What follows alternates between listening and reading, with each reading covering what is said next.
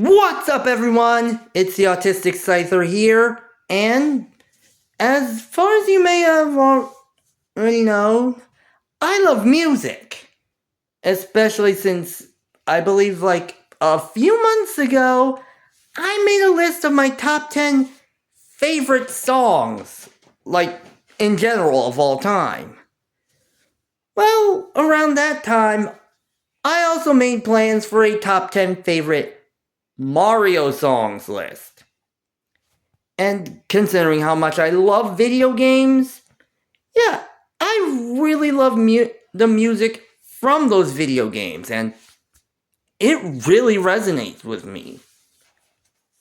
That being said, yeah, this past week I spent some time re-listening to a lot of Mario, a lot of the music from the Mario games, at least from the games I've played.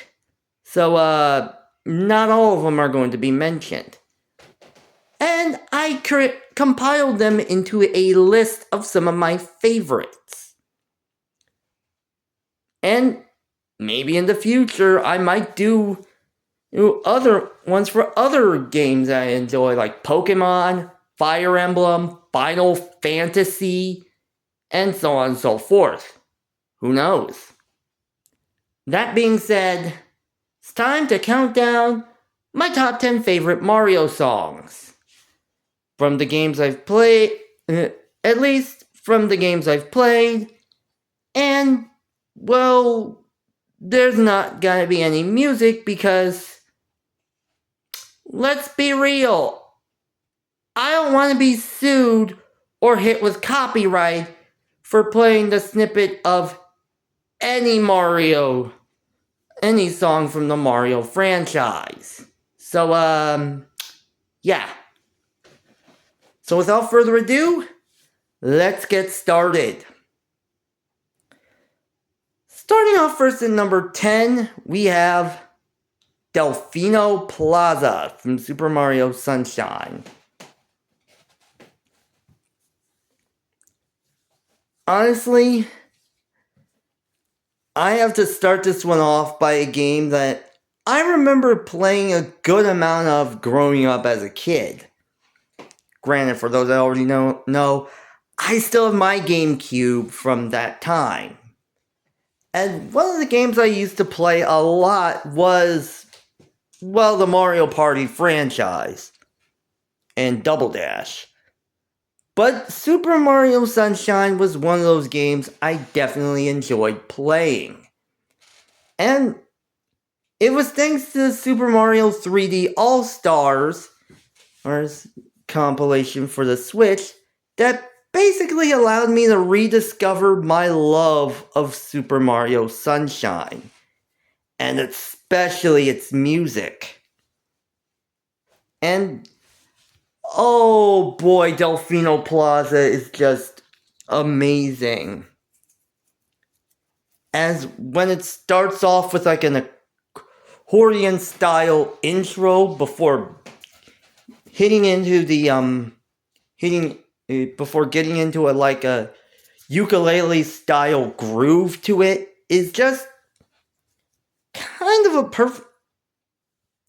a perfect way to imagine the whole feeling of this.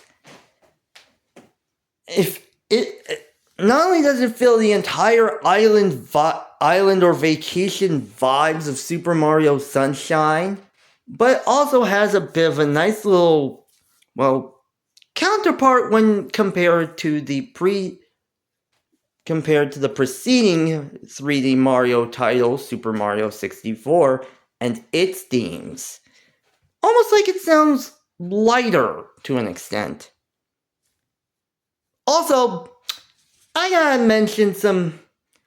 also give some props to when you actually hatch a Yoshi, when you end up hatching a Yoshi in that area, and how it adds the bongos, and how it adds a bongo line to it, sounding almost primal to say the least.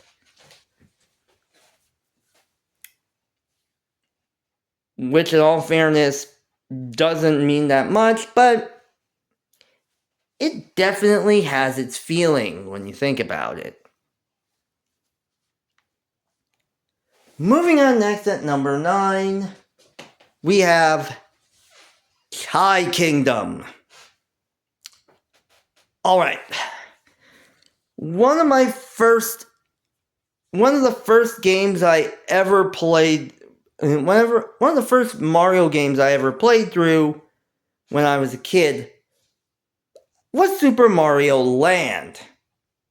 In fact, I got my first copy of Super Mario Land for the Nintendo Game Boy when I was only 8 years old. Yeah, I got it for my 8th birthday, and I enjoyed it. Granted, this was kind of before I got into Pokemon with Pokemon Red, but before Pokemon ended up taking over my life, Super Mario Land was the one game that I spent a lot of time playing. And oh boy, I loved it. Granted, in fact, you may very well see another song later on this list. But yeah. I didn't even finish Super Mario Land. And the entirety of Super Mario Land when I was a kid. And even further, when I discovered it when I learned how to emulate video games on my phone, yeah, I didn't get that far in Super Mario Land for the Game Boy either. In fact, I didn't finish Super Mario Land until earlier this year. That's how crazy it is. And surprisingly enough, it was the version for the Nintendo Switch Online. And honestly, it is a long time coming that I finished this game. However, when it comes down to the Chai Kingdom, which is the only kingdom that I did not discover out of the main 4 kingdoms of Sarasa Land, oh man, I knew I loved a lot of the ideas that were found in the Chai Kingdom for a reason. As one of my favorite enemies is an enemy based on a Jiangshi or Chinese hopping vampire. But the Chai Kingdom's theme, I mean, granted, for a Game Boy game, it's kind of chiptune style. The chiptune style theme may seem like what we hear in most other media, but it has a sort of oriental feel that, well, kind of proves that, yeah, this place is based on China. And honestly, I gotta admit, it's actually pretty good. Granted, let's also be real. I also have to put in a little shout out to Bowser's Kingdom from Super Mario Odyssey, which takes the same sort of feel in terms of theme that the Chai Kingdom has, but amps it up to an entire grandiose feel for it. Oh man. But in fairness, I really do like Chai Kingdom's the entire theme and vibe of the Chai Kingdom. And honestly, I hope if we do get a remake of Super Mario Land, like the original Super Mario Land for the Game Boy on the Switch 2, that we have some form of vibe, like having Mario dress in like an actual kung fu outfit or kung fu gi to symbolize that fact. Yeah, I know that doesn't mean much of anything, but That's my thought process.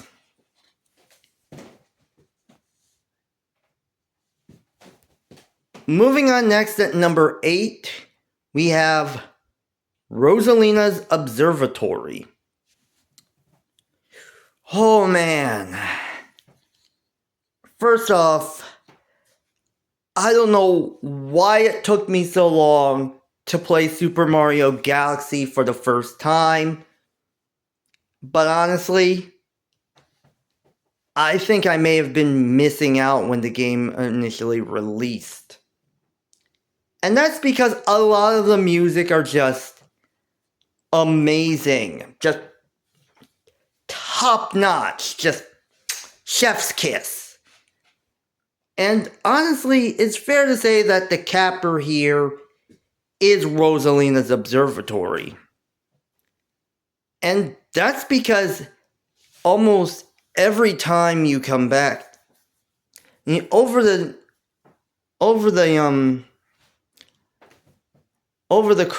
because over the course of the game, the theme basically builds on itself.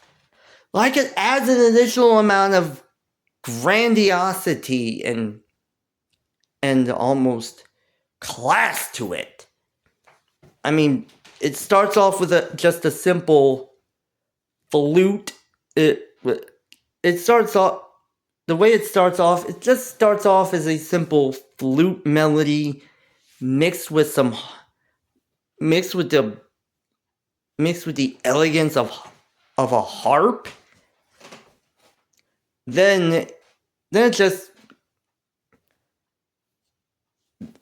Then when you visit it later, it basically turns into almost a minuet. It adds in the vibe of a minuet, adding in more strings to the feel. And then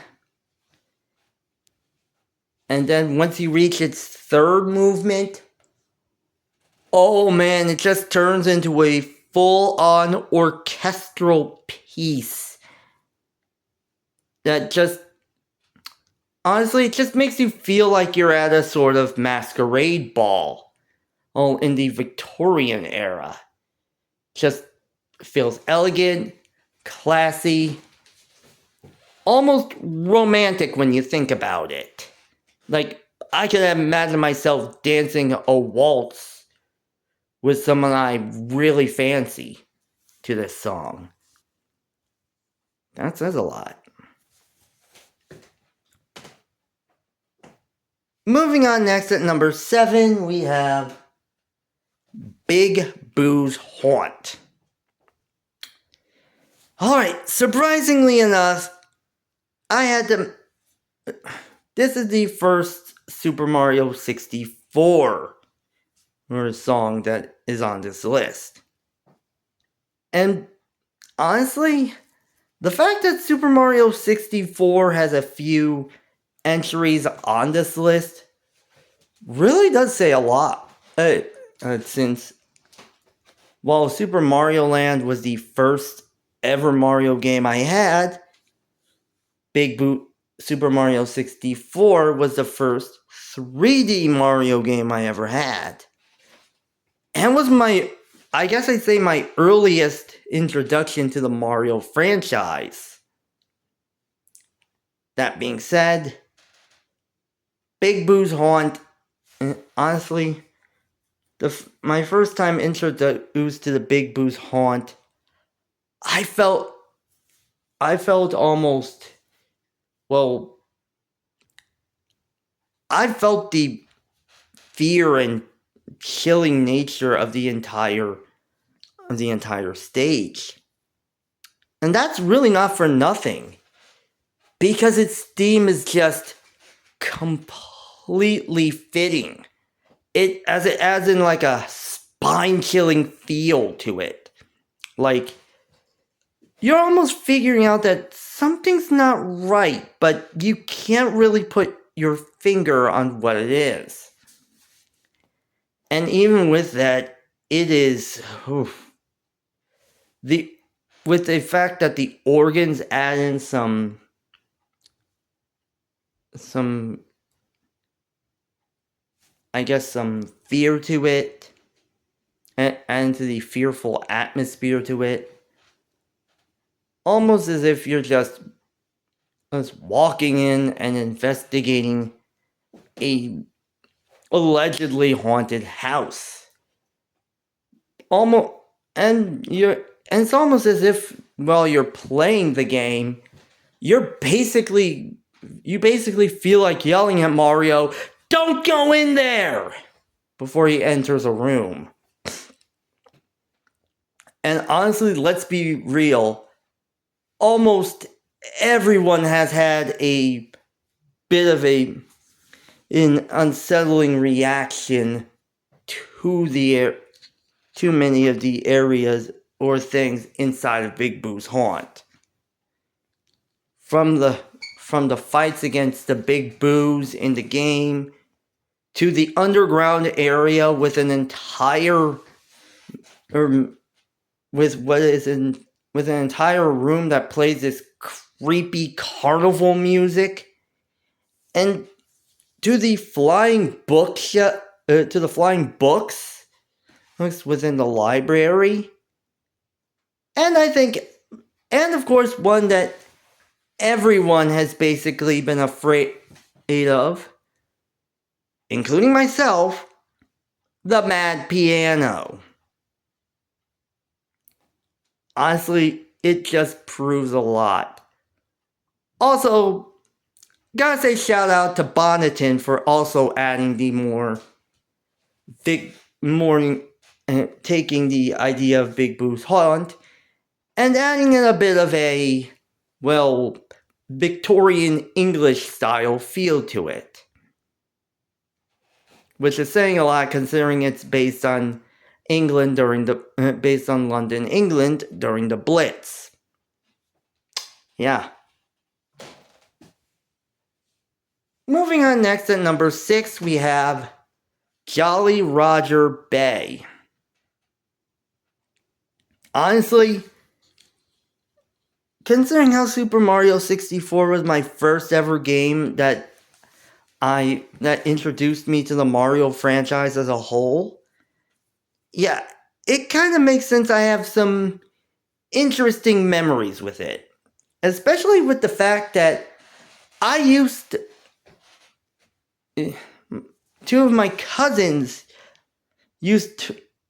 I once was introduced to Super Mario 64 through two of my cousins, because me and my family used to go over to my uncle and aunt's house for Sunday dinner, and basically two of my cousins had a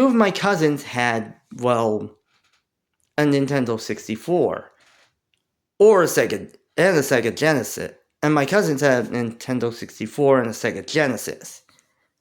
And more often than not, I was introduced to a lot of games through my cousins. Like, whether it's the original Sonic the Hedgehog trilogy, Mario Kart 64, Super Smash Bros., and especially Super Mario 64. And one of the first courses I was ever introduced to that I ever saw my cousins playing in this game was Jolly Roger Bay. And in all fairness, while Jolly Roger Bay isn't my favorite water level in Mario, I found myself loving the music of the game. And again, it's not for nothing, as it is a full-on, elegant, and almost serene feeling song that just makes you want to just lay back and float aimlessly in the water. Float aimlessly while the water takes you. Well, if you're in the world yourself. But even if you weren't, directly, you put yourself within that world, it brings to mind just moments of going to the beach and just staring out at the ocean, or basically going into the waves and swimming at the beach, or at least swimming in the waves. Just letting the currents of the ocean take you. Almost has that serene and almost wistful feel to them. Just even after all this time and, well, playing through many different versions of Super Mario 64, including the DS remake, yeah, it's fair to say that it's fair to say that Jolly Roger Bay still sticks with me as one of my favorites from that game. And you can take that to the bank. Moving on next at number 5, we have Super Mario World Overworld theme.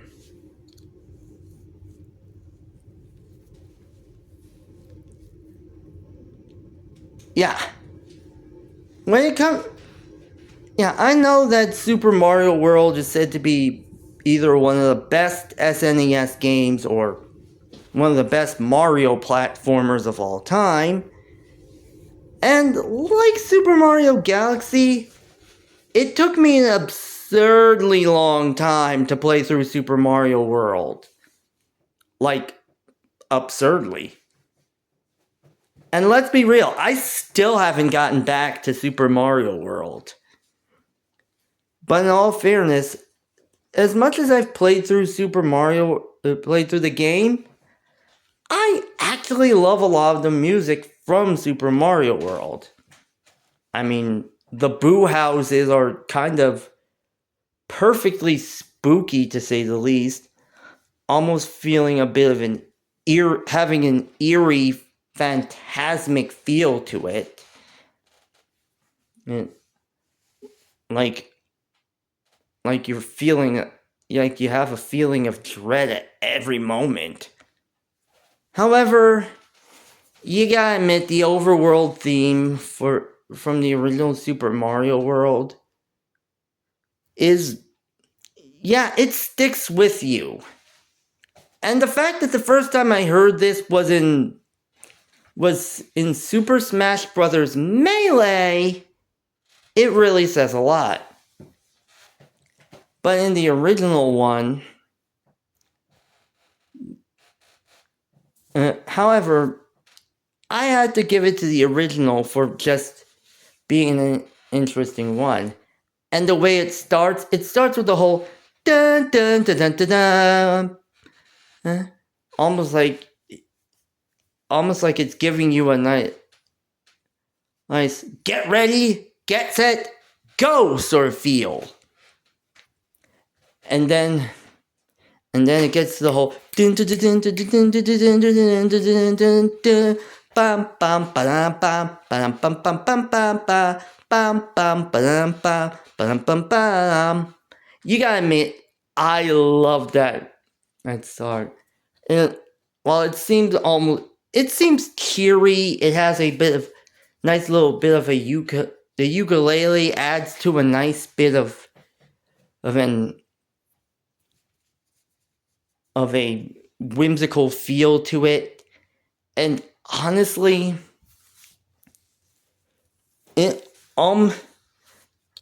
there's a hint of banjo within that which could still be ukulele, that almost gives it a bit of a down-home feel to it.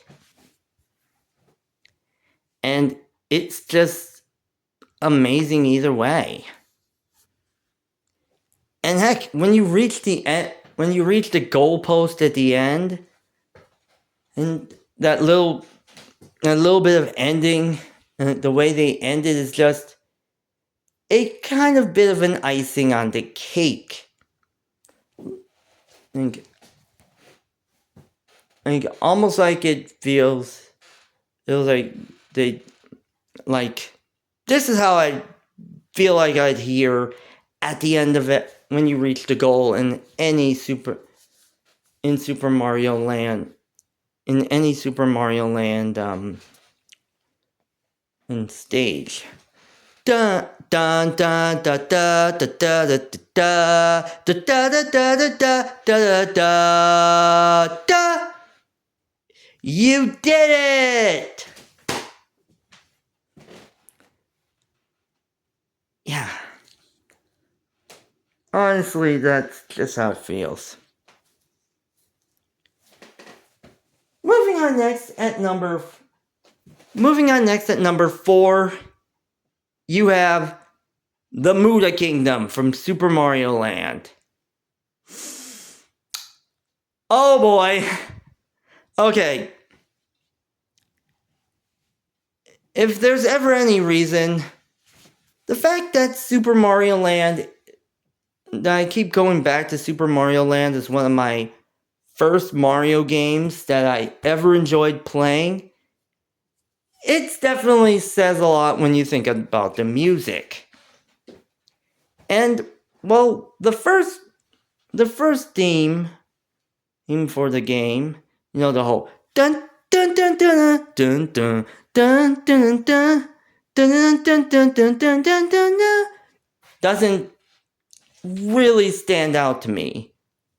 However, and this is my first time when I heard it when I was a kid, and I first reached the Muda Kingdom for the first time, is that when I heard it, I found myself bobbing my head along to the theme every time I played it. And keep in mind, that says a lot, because growing up, I used to take my Game Boy everywhere. Even to church. That says a lot. Yeah. Granted, in fairness, I'm sure I'm not the only one that did that, but that's as much as I remember. But either way, oh boy, the Muda Kingdom really thrilled me as a kid. As I felt myself like... And ever since then, every time I hear the Muda Kingdom, the theme for the Muda Kingdom, I just get a very big smile on my face. Like a big old goofy smile. I found myself dancing like a goober every time. Like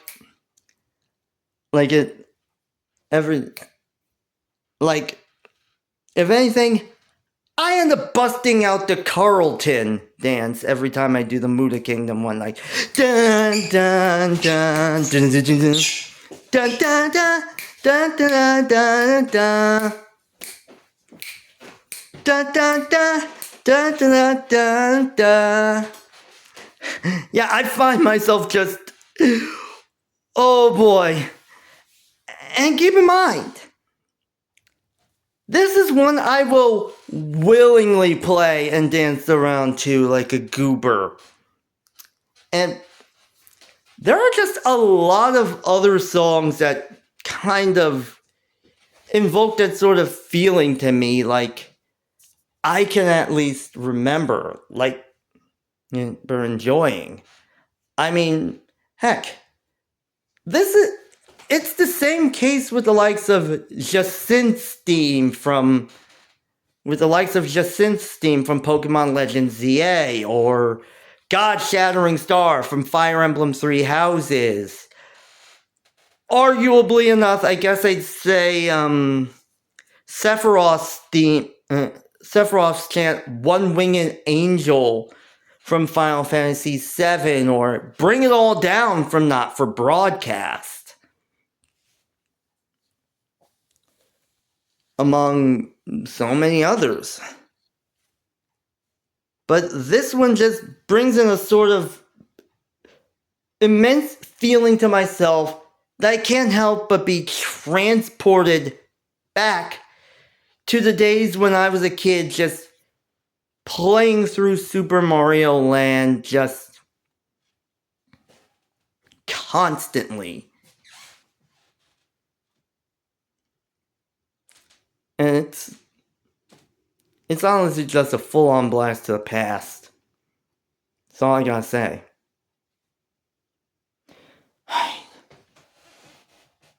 Moving on, next at number 3, we have Rico Harbor from Super Mario Sunshine. Yeah, speaking of themes that just bring a bit of a blast to the past, yeah, Rico Harbor is one of the few. Again, considering how I have how I still have my GameCube that I had when I was growing up, like when I was in like middle school. Oh jeez, that's a big ol' earwig. Anyway,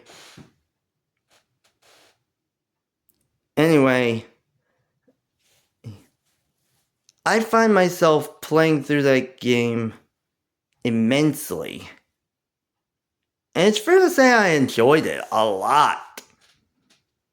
And heck, when I got Super Mario 3D All-Stars for the Switch, I was able to play through further in Super Mario Sunshine than I did when I was growing up with my actual GameCube.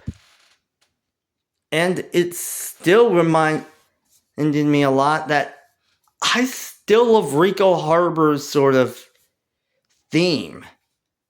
Alright, for those that don't know, Rico Harbor is basically the water level of Super Mario Sunshine.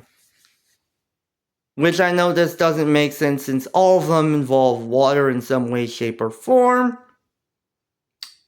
It is very fair to say that Rico Harbor kinda is the one that is more or less designated as a water level. And it throws the entirety of water level themes on its head. Whereas like things like Bubblaine or like the Seaside Kingdom Bubblaine from Super Mario Odyssey or Jolly Roger Bay from Super Mario 64 have a bit of a almost serene style feel to them. Almost like drifting in the ocean. Rico Harbor has an almost, I guess I'd say, frenetic or industrial style feel to it. And again, that's not basically using that in metaphor. I mean, it literally has that feel since it's based on an entire shipyard. And mixed with what seems to be an oil derrick. And the feel of basically exploring the entire area, just going through different ships and climbing the random scaffoldings dotted around the area, to fighting Cooper Blooper in its dedicated arena or on top of the scaffoldings, and even arguably us surfing the waves of Rico Harbor using bloopers, kind of belies the fact that Rico Harbor is just not your average water level. And it almost feels like sort of like, sure, you can at least relax all you want, but it's not gonna allow you to get that bag. And honestly, here's a little theory. Here's a little something. Before Super Smash Bros. For the Nintendo 3DS and Wii U was released, I sort of created my own like pseudo Super Smash Brothers Brawl 2. And with a lot of different characters, items, Pokemon, and stages. And one of the stages that I basically thought about adding was Rico Harbor from Super Mario Sunshine, if not for the theme alone. So, yeah. If it wasn't this theme, it wouldn't have gotten me into wanting that for the next Smash entry. That being said, I am happy for the Smash entry that we got after Brawl. So, yeah. Moving on next at number 2, we have Cool Mountain. Honestly, when it comes down to it, Super Mario 64 the fact that Super Mario 64 has 3 stage themes I enjoy really says a lot. And that's saying a lot once you realize the themes for the first 2 stages that you visit are shared, which, in all fairness, is some of my favorite as well, since it's a perfect way of starting it. But Cool Mountain has a sort of Swiss Chalet ski slope style vibe. It's almost like you're... In fact, the way when you start off the stage, you're hearing like I believe either the violin or fiddle strings mixed with accordion, meaning like dun, dun, dun, dun, dun, dun, dun, dun. And it makes you feel like you're somewhere in Switzerland on a ski vacation. And granted, that's not for nothing, considering how almost every snow level has an interesting sort of vibe to it. Either showing the sort of, danger of the slopes and snow in general, or basically showing a sort of Christmassy style vibe. But the fact that this just goes with a full mountain skiing and an atmosphere of making you feel like you're on a ski trip and you're spending the days just skiing down the mountains, just using the pizza French fry style of skiing, or else you're gonna have a bad time, and basically spending time in the chalet, sitting by the fireplace and drinking hot cocoa. It almost has that almost whimsical style vibe to it. Like, I feel warm and toasty inside, even while having Mario go through the entire cold and snowy atmosphere. And just really warms my heart. Even as I drop the baby penguin off of a cliff for the umpteenth time. What? I'm not... What? Don't act like you haven't done that. Seriously, almost everyone's done that. Alright. Before we move on to number 1, let's do some honorable mentions. Honorable mention number 1 is Sirena Beach. Yeah. it basically has a sort of Hawaiian vacation style vibe that almost seems kind of makes you feel like you want to laze by the beach and just lay on a beach towel on the beach, just taking a nap while the waves just swell in and out, having a sort of tropical resort style vibe. And this is even saying a lot once you realize that the resort in question is infested with booze. So, yeah.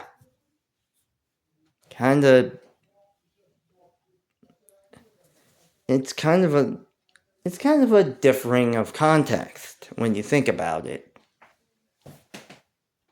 Honorable mention number 2 is Good Egg Galaxy. Oh man, I love Good Egg Galaxy as it's basically a perfect start to Super Mario Galaxy, as it starts with an almost triumphant fanfare from the start. Dun dun dun dun dun dun dun dun dun dun dun dun. And it has a bit of perfect grandiosity that adds to that idea. Granted, it also might be due to the fact that yesterday I also watched the Super Mario Galaxy movie, so basically allowed me to realize how good these themes are, which really says a lot. Keeping up with the grandiose start to the themes with grandiose starts to specific games, the third honorable mention is Fossil Falls from Super Mario Odyssey. And surprisingly enough, like Good Egg Galaxy, Fossil Falls starts off the entire game perfectly. I mean, granted, while Bonneton is your official first stop in Odyssey, Fossil Falls is one of those true areas where the theme just makes it seem like this is where your real official adventure begins. As it starts off with a bit of grandiosity that never lets up, and I enjoy it so much. Fourth honorable mention is Battle Rock Galaxy. And honestly, it just sounds like a Battle Royale anime just come to life. As you have the entire field that just makes you feel like you're fighting to the death against many of these opponents. Just winner take all, two people enter, one person leaves, and you're feeling the crunch at every moment the song keeps going on. It's just completely and utterly epic. And honorable mention number 5 is Shiveria. Alright. I know I've mentioned this with certain themes feeling like a specific other way, but Shiveria just kind of brings a sort of quaint little village style vibe to it. And I know if it's I'm not sure if it's the fact that it sounds like traditional Irish music, or like music you'd hear during a Scandinavian festival, but almost has like a whimsical or quaint little vibe that just makes you just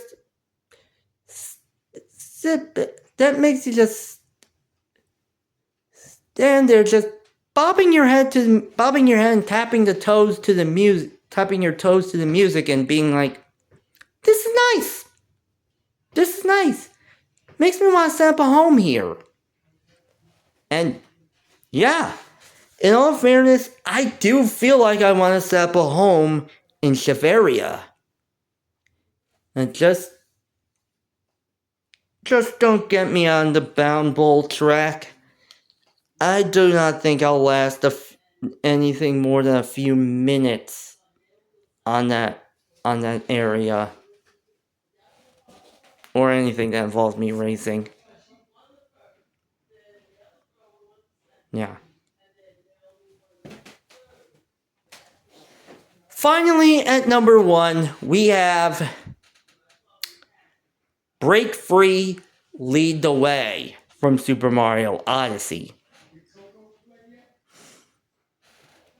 Honestly, for those that have seen my video on top 10 of my top 10 favorite songs, you know I love Break Free, Lead the Way. I mean, while Jump Up Superstar is an amazing song all its own, especially due to the fact that it's played during an entire festival, which also adds in a loving prestige to the original Donkey Kong game. But in all fairness, Break Free, Lead the Way just adds in a bit of additional, an additional feel to it. I mean, not only is it a jazzy rock style piece, but it's kind of a completely amazing capper to the entirety of Super Mario Odyssey.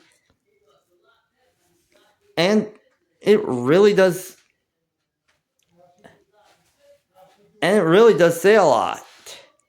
Especially when you realize that the events while the song is playing, you basically end up having to capture Bowser for the first time, and you're making your escape from a collapsing area, from a collapsing battlefield area, in order to get to safety. And even with that at the end, yeah, and even with that feel, it almost has a bit of a almost triumphant and determined style vibe, with Kate Higgins' lyrics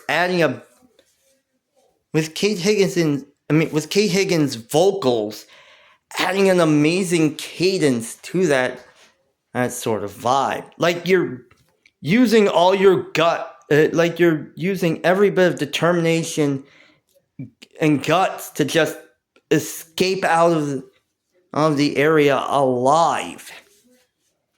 And heck, even when Mario, Bowser, and Peach do escape the area, the fact of Mario and Bowser both fighting with each other over Peach's affection, and Peach just shutting the both of them down, is just, yeah, it kind of adds to that. And heck, even with the end with Mario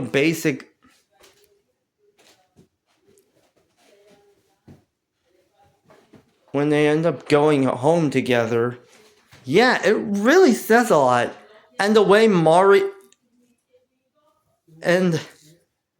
the song ends with Mario just jumping and seemingly throwing Cappy, the way he always does when he's capturing an enemy, is just a perfect way of ending that. Just a nice little freeze frame that just symbolizes the entire game as a whole. And it's just really amazing.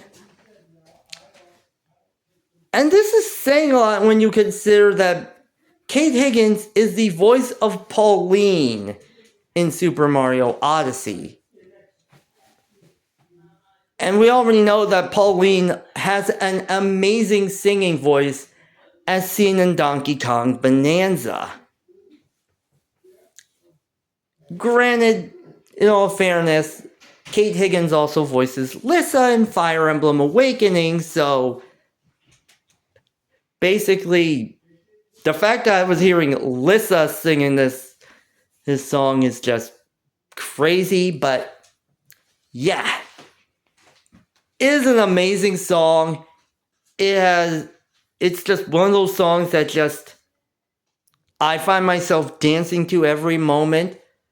Those little additions to the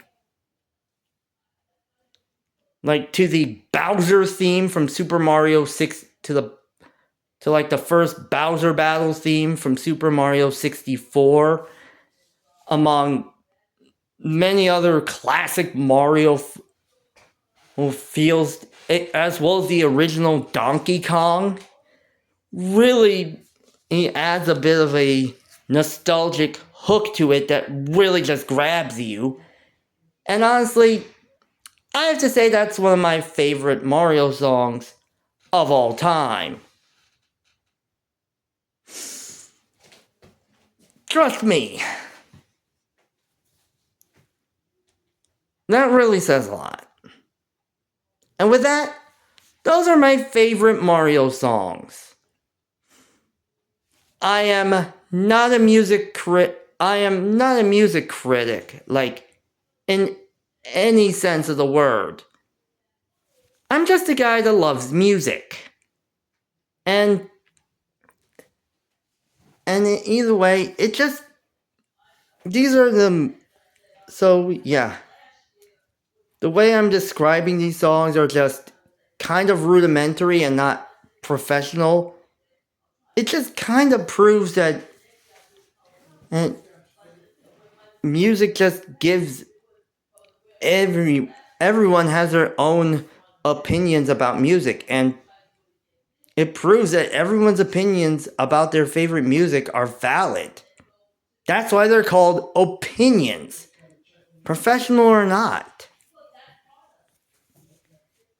And honestly, I wouldn't have it any other way. Granted, let's be real, maybe in the future my opinions change, but until then, who knows? That being said, if you like this video, comment, subscribe, and click that notification button to get notified for my next video. Also, if you want to support me, join my Patreon at patreon.com/theautisticscyther. Granted, while you are free to join a paid tier, but if you don't really have the means to join paid tier, I'd be happy if you join the free tier. If you join the free tier. I mean, seriously, just take care of what you have to do. I'll still be happy. I'm still appreciative of all the support that you give me.